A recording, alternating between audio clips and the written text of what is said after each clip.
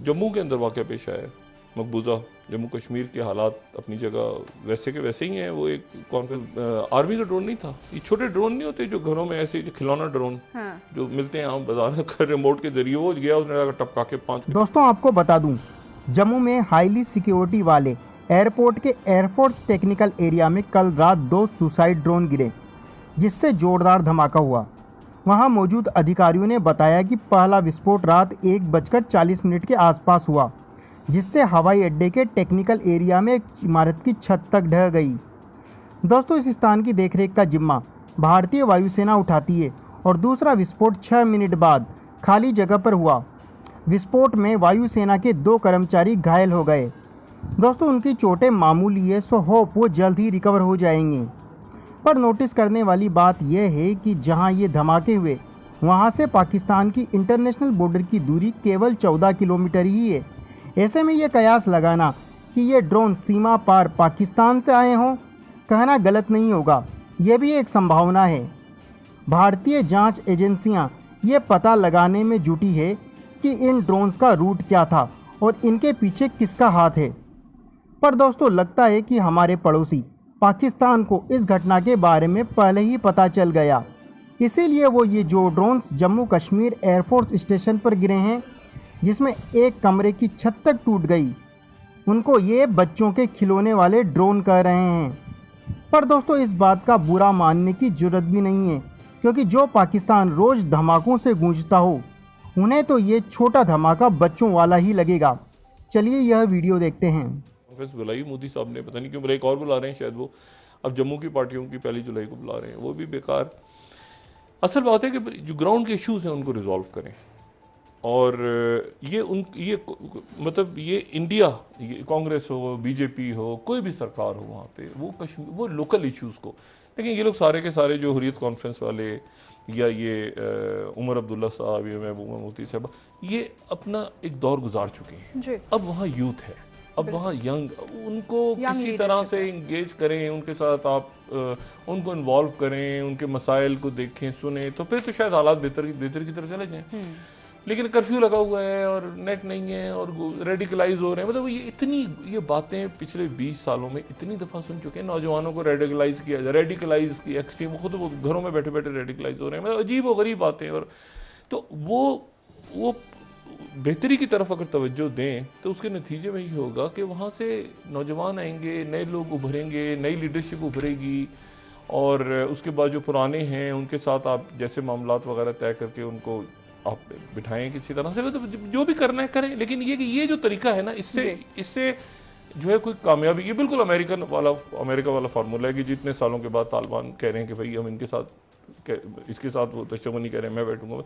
मतलब एक अजीब सा वहाँ पे मामला है। और उसमें ये अफसोसनाक वाक़या भी शायद कि ड्रोन के ज़रिए वहाँ पे उनका जो एक एयर बेस है गालिबन, उसके ऊपर 2 अटैक्स हुए। और ये पहला अटैक है इस तरह से जो आईईडी का आप कह सकते हैं कि जिसको रिमोट के ज़रिए वहाँ पे ड्रोन के जो है वो धमाका खेज मवाद गिरा। अच्छा, 15 kg तक ड्रोन लेके जा सकता है। ये कोई आर्मी का ड्रोन नहीं था, ये छोटे ड्रोन नहीं होते जो घरों में ऐसे खिलौना ड्रोन, हाँ। जो मिलते हैं आम बाजार में रिमोट के जरिए, वो गया उसने टपका के 5 किलो। ये दावा कर रहे हैं डॉक्टर साहब, क्या वो कह रहे हैं कि वो पाकिस्तान से या किसी पड़ोस के किसी गांव से आ सकता है, मगर बड़ा खतरनाक है, हमें हमारे पास तो रोकने का कोई तरीका ही नहीं है।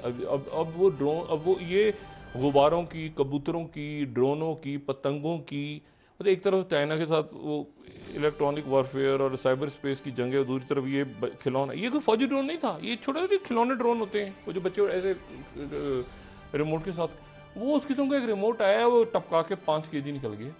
और उसके बाद 2 ब्लास्ट हुए और उनके हेलीकॉप्टर खड़े थे, तो वो बचा गए हेलीकॉप्टर, वरना पता नहीं। और वो ये उस वक्त हुआ है रात को, जब आज सुबह जो उनके राजनाथ हैं वो और जनरल नरवाने, वो दोनों 3 दिन के दौरे पे लद्दाख को दौरा कर रहे हैं, 3 रोज़ का। अच्छा।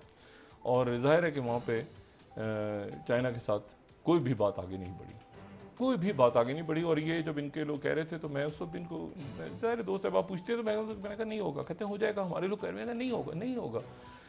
ये हॉट स्प्रिंग, डेस्पेंग, ये गोगरा, ये पेंगोंग सू लेक, ये सारे जो फ्रिक्शन पॉइंट, वो सारे के सारे वहाँ पे दोबारा लड़ाई तैयार खड़ी है। उधर अफगानिस्तान के अंदर जो है वो बिल्कुल अपनी जगह पे, अब पाकिस्तान भी अपने आप को एक तरह से आप देखेंगे अलग कर रहा है, इन मामला से अलग कर रहा है, दूर कर रहा है। और तुर्की जो है उसने भी ऑफर किया, लेकिन ये है कि वो तालिबान ने कहा कि नहीं, आप नेटो के हैं और हमारी बात तो इनके साथ हुई थी, अमेरिका बीच में पड़ा था। पॉलिटिकल फोरम है बिल्कुल, आप बात कर चुके हैं पहले इस बात को समझ। देखिए, ये बात कहना कि इसके पीछे इंडिया, वो अलग चीज है। ये जुमला बिल्कुल दुरुस्त है कि वो एक पॉलिटिकल फोरम है। अब जो पॉलिटिकल फोरम है तो उसके पीछे इंडिया है, तो फिर उसको पॉलिटिकली हैंडल करें ना आप, फिर उसको पॉलिटिकली हैंडल करें। फिर वो शराइत आप 10,000 भी पूरी करते रहेंगे तो काम नहीं हल होगा, मसला नहीं हल होगा।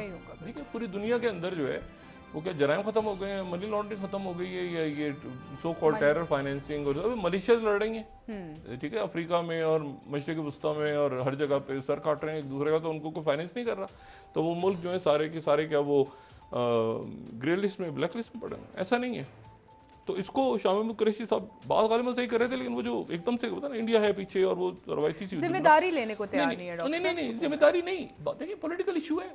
अब IMF के साथ क्या मामला हैं, हफीज शेख साहब तो सामने नहीं है, IMF के साथ क्या मामला हैं वो नहीं पता हमें। वो है यहाँ का जम्मू वाला वाकया, आज जो दहशतगर्दी का वाकया पेश आया, वहाँ पे उन्होंने इल्ज़ाम टक करके पाकिस्तान पर डालने की कोशिश की, लेकिन वो एक पतंग सी थी, क्या था खुदा जाने, वो फट गया, वहाँ पे 2 धमाके हुए, तो उसमें कोई नुकसान तो नहीं हुआ, जानी नुकसान, लेकिन अगर वो किसी जहाज़ के ऊपर गिर जाता या हेलीकॉप्टर गिरता तो जहाज़ उड़ जाता, तो फिर वो एक नई कहानी चल पड़ती वहाँ से।